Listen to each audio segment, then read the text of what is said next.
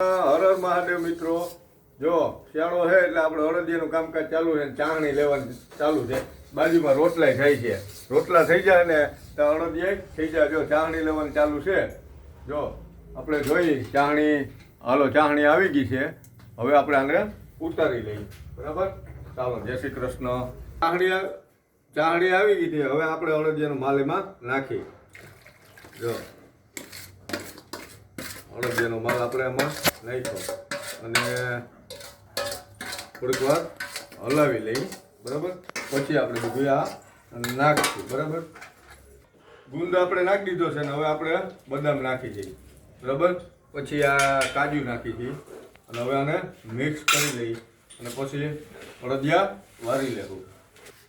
જય શ્રી કૃષ્ણ મિત્રો.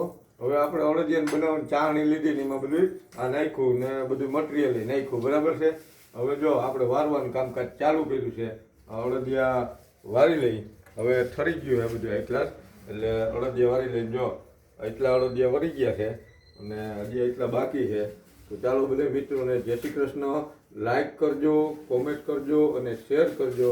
વિડીયો સારો લાગે તો ફોલો, સબસ્ક્રાઈબ કરજો. જય શ્રી કૃષ્ણ.